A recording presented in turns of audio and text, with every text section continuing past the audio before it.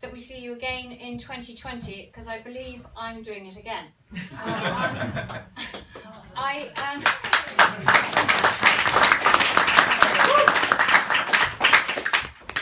When I started this, it was with my cousin Susie Campbell, and who's down there at the back, and we had this idea in 1992 of starting a reunion. I think possibly at the time we'd had far too many glasses of wine, and it seemed like a good idea at the time. And since then, our first one, as you will see in the albums in the drawing room, I think we had 15 people, and now it is growing to what it is today. So I do hope that it continues. If you have any other relatives that you think aren't on any list, please let me know, and obviously they will go onto the lists and be notified for next time. Kirsten Patterson, my cousin, was a very brave lady and decided in a very weak moment that she would do a family tree, and it's in the form of a wheel. If you don't have it, again, please let me know and I'll put you in contact with her, and you'll get a copy of this. It's absolutely amazing, and she is continually working on it, so you have to notify her of any births, marriages and deaths that there are in your family, or indeed anybody else who needs to be added on. I have a couple of people to thank who weren't there on Friday. I want to thank my cousins Nikki and Martin for all their help and indeed for their work yesterday with the tour. And I think it was great fun in spite of the rain. We all got drenched, but it was very informative, and also very informative that we had both Roger Carden-Depper and Arthur Carden here, who I believe haven't seen each other for 20 years until they met on Friday again. So, well done. And I had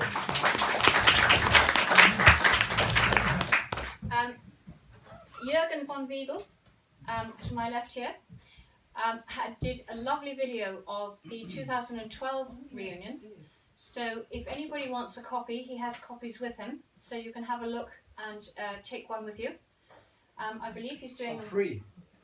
There we go. I only have 3 with me, but for everybody who is interested for a film of this meeting, my email is in the tree, and whatever, just give me a link and I will send you a fresh DVD from this year. And while we were here, we had 2 birthdays, which is amazing in itself. So the first birthday was on Friday, which was Gabby von Wiegel. So Gabby, here is a little something from us all. That's your mom. Interesting.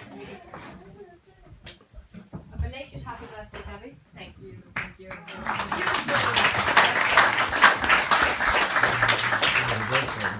And we equally have a lady who is 70 today. So, Fran, happy birthday.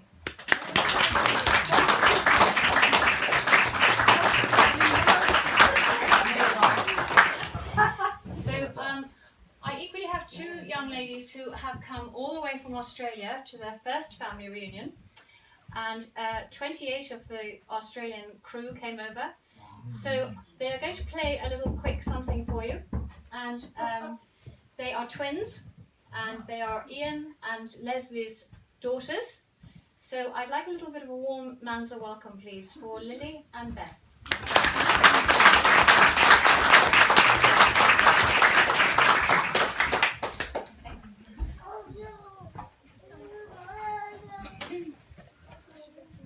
Off you go.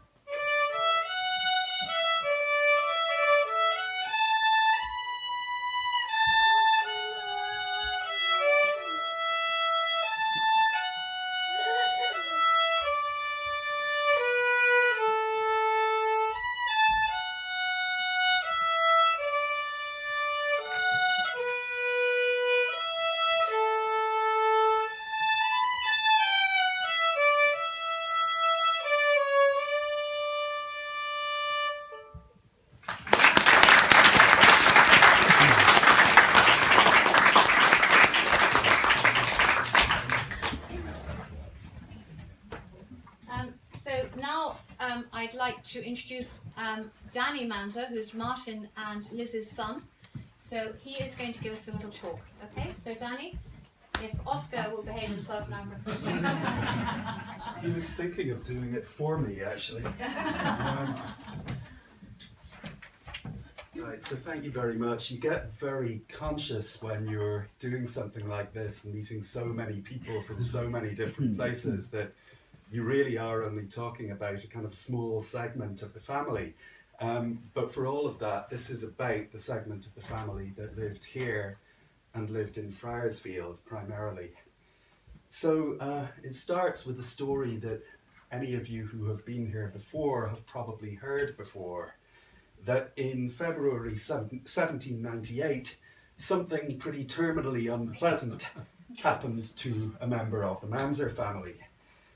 Colonel Richard Mansergh St. George, who was a Mansergh, he took the name St. George purely for inheritance purposes, was a veteran on the British side of the American War of Independence, so not the first time he'd landed up on the wrong side of a conflict. On this particular day, he'd finished having dinner with the Earl of Mountcashel, where he was heard inveighing furiously about the rebellious state of the local populace. He then visited his nearby estate in Tipperary. The local tenants had been cutting down trees. I'm glad someone's entertained. And Mansergh St. George was pretty sure he knew why the trees had been cut down. The populace intended to use the felled wood to create pikes. Basically, a pike is just a big, long wooden stick with a blade of some sort stuck at the end of it. So Mansergh St. George turns up at his estate. He remonstrates with his tenantry, which is to say he threatens to burn houses and deport alleged rebels unless the pikes are surrendered to him. The tenants have an internal discussion where they decide whether they're going to hand over the weapons or not, and they decide they're not going to. And given that they're not going to, they decide to get their retribution in first before Mansergh St. George gets to commit his. In the evening, they attacked the house where he was staying. They killed him. They killed his land agent, a Jasper Uniacke, and they mortally wounded Mansergh St. George's wife. So 1798 was a rebellion year in Ireland, and there were a few more of those over the succeeding century or so. There's another one in 1848, there's another one in 1866, and finally you get the 1916 Rising and the succeeding War of Independence. This area, Tipperary, is pretty much at the centre of most of those rebellions. And in addition to out-and-out rebellions, you get periods where there are lower level agitations against some aspect or other of the ruling system. In the early part of the century in particular, agitation against tithes, payments from the peasantry payable essentially to the Church of Ireland, and in the later part of the century you get land agitation, tenants basically after greater rights to the land they're occupying. So at all times the old ruling class of Protestants to which the Manserghs belonged were wary of the danger that any of these rebellions or agitations could take the form of attacks against themselves. There was a real risk for the Manserghs and people like them that they could become targets in the way that Mansergh St. George had become a target.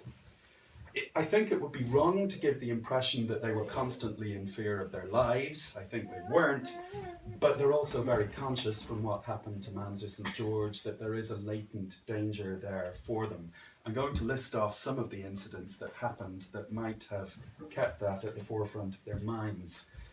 The list isn't exhaustive, by the way. I've got it from the local and national newspapers, and the method of gleaning them is far from perfect, so you can take it that I'm only getting a fraction of what was really going on. 1831, a herdsman tenant of the Manserghs of Ballyregan near Cashel was beaten to death. 1833, a shot was fired through the window of Captain Mansergh at Friarsfield, not the current house, a predecessor to it. 1834, 50 armed men attacked the house of Reverend James Mansergh, who with the help of servants barricaded himself into the top floor of the house and managed to fight off the attackers despite being wounded in the forehead. 1835, Mansergh of Greenan received a threat that he would be murdered if he did not discharge his agent. 1840, 3 armed men in Rosscray in the early hours of the morning threatened the tenants of a Mansergh that they would be murdered if they paid their tithes.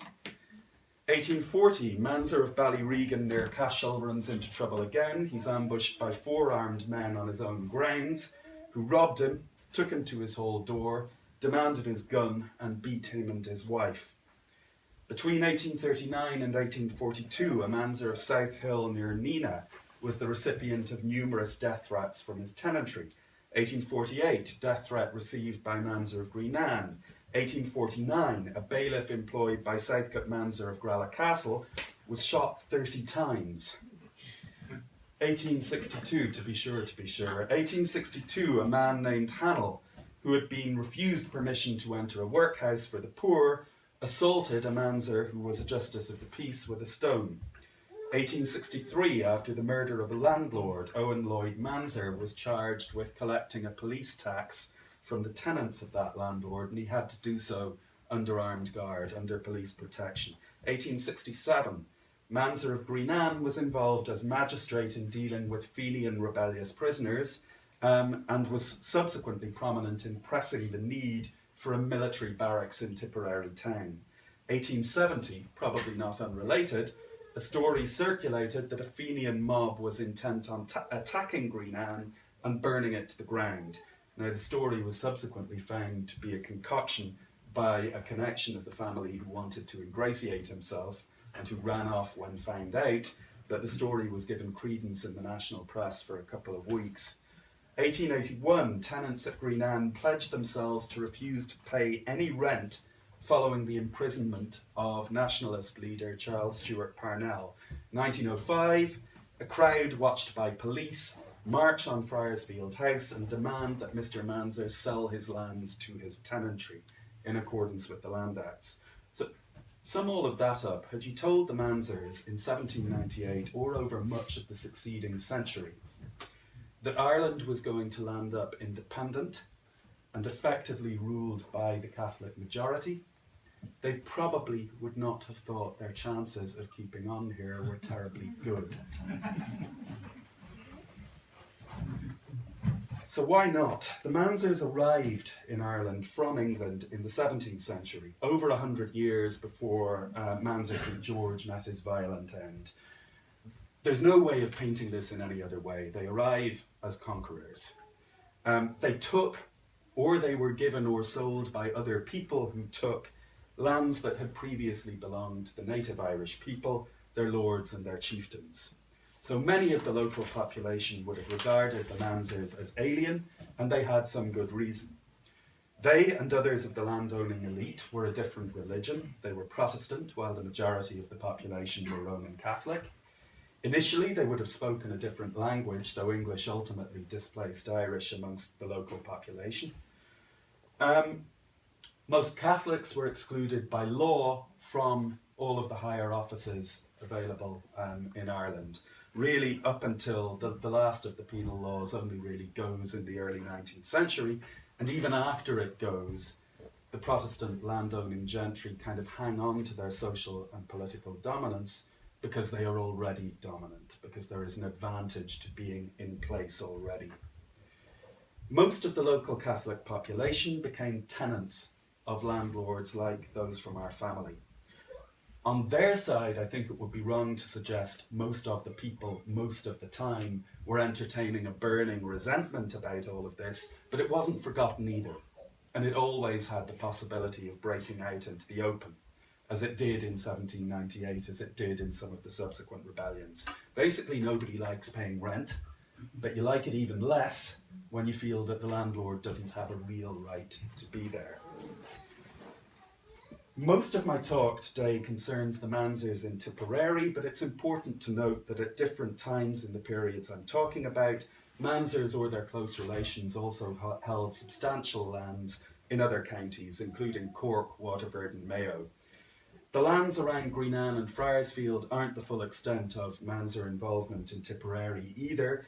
At different times we held other lands in other parts of the county. In the pecking order, they were mid-ranking landlords. Theirs weren't great estates, but neither would they have been regarded as insubstantial. The Green Anne and Friarsfield lands, to give you an idea, at their peak together would have been about 2,000 acres. Not every member of the family got to be a landlord. So an element of subdivision continually recurs, particularly around Friarsfield and Green Anne, which, as far as I can tell, get split between brothers, then reunited in subsequent generations about 2 or 3 times. The point really is that some of the brothers inheriting always seem to have had their own line die out, at which point the lands reunited. Usually, though, the lot of a younger son, particularly where there were a lot of them, was to find a different occupation. The Protestant Church of Ireland was one possibility. Reverend James Mansergh, the guy whose house got attacked by the mob, was vicar at Lisnalin during the first half of the 19th century. The army was another possibility. Large numbers of Manserghs were found in military positions across the British Empire during the period. And empire produced other opportunities besides the military. My great-grandfather, Philip St. George Mansergh, who is there, having left the country for Australia in the late 19th century to seek more favourable prospects than a younger son could have in Tipperary, would go on to make his fortune as a railway engineer. Richard Southcote Mansergh found himself sheriff of the town of Silver Lake in Oregon. He'd never expected to inherit Friarsfield or Green Anne, but did so when 2 relatives died without male heirs. Others had to be creative, such as the Mansergh who adopted the name of Charles Manners to found the extremely successful Moody Manners Opera Company. But here's a point. Even those Manserghs who were landlords were not just landlords. He didn't get to be just a landlord. Richard Mansergh St. George didn't get himself killed because he was a landlord. He got killed because he was seeking to prevent rebellion by confiscating arms. And throughout the 19th century, you find the names of Manserghs cropping up as magistrates or as jurors in Tipperary.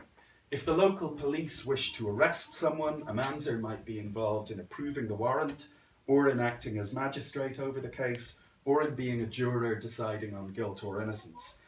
And if a landlord suspected wrongdoing on the part of their own tenantry, the social expectation was that they dealt with it, that they were very much involved in law enforcement.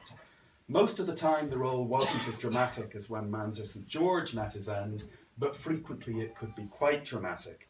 To give one example from 1848, where Richard Martin Southcote Mansergh, and to avoid confusion I'll try to use nicknames whenever I can, this man's nickname within the family is the Old Man, and he's up there looking disappointingly not quite old enough at the bottom right of the room.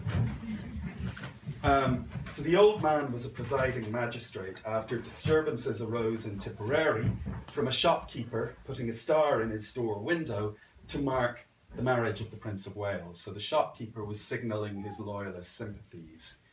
A man named Michael Ryan was arrested by a policeman in Tipperary town for being drunk and disorderly around the store. More seriously, his brother, John Ryan, ran after the policeman who had apprehended Michael and stabbed him in the thigh. In an attempt to enable his brother to get away, a man named Grady joined the affray, sought to wrestle the policeman to the ground. More police arrived. Both Ryan brothers and Grady were brought to the police station and locked up, at which point a mob attacked the police station. So, as magistrate, the Old Man came down fairly hard on all of this, sentencing Michael Ryan and Grady to a month's hard labour and committing the stabber, John Ryan, to prison without bail until his case came up in a higher court. So this stuff wasn't an everyday event. The year in question where that happened was a rebellion year, so tensions were running high. But drunken disorderly cases of petty theft and assault were pretty frequent. And this was not the only year in which the Old Man found himself on the bench addressing cases where policemen had been assaulted. The Manserghs were a political family as well, and again, it was difficult to be a landlord in the early 19th century without being political. Their politics at the start of the 19th century were pretty much on the conservative side. If that was ever in doubt, I would imagine their relative being stabbed to death by tenants sort of cemented the matter. We understand that a Mansergh was even involved in trying to set up an Orange Lodge in County Tipperary. It doesn't seem to have lasted long. We find a councillor Mansergh being roundly booed and abused at an election meeting in Carrick-on-Shannon when he spoke for a Tory candidate against the Catholic Liberal candidate right after Catholics got the right to sit in Parliament. We find the old man, at that point very definitely a young man, joining the Protestant Conservative Society in 1832 and backing a local Conservative association in 1837. So far, I've almost exclusively focused on things that would have made the Manserghs less than popular with the local populace. And had this been all there was to it, I think the lookout for them come the War of Independence really would have been pretty poor. A large number of Protestant landed families didn't make it through to that period for one reason or another.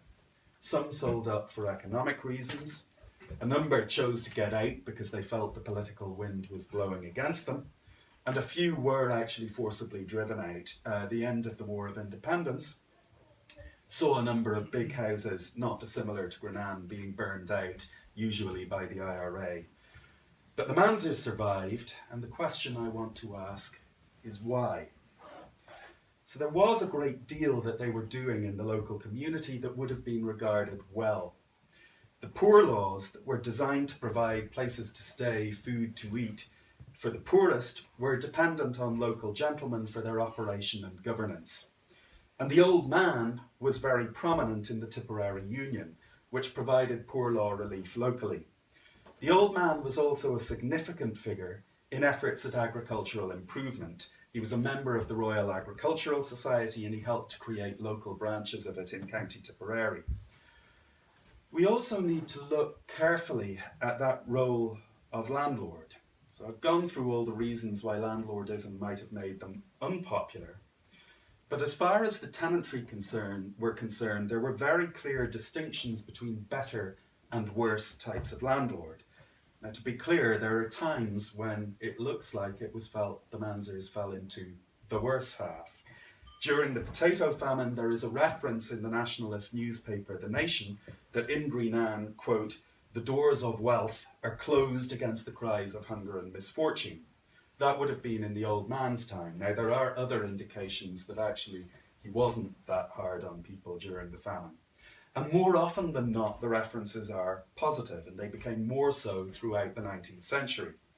During 1868, when a particular landlord locally called Scully had caused considerable offence amongst all classes through his eagerness to evict tenants on practically any excuse, we find Michael Ryan, a speaker at an event held by the Tipperary Farmers Club, explicitly contrasts Scully's conduct with that of good landlords, amongst whom he numbered the old man, who was still Greenan's owner at that time. He was pretty much the top Mansergh resident of this area for over 50 years of the 19th century.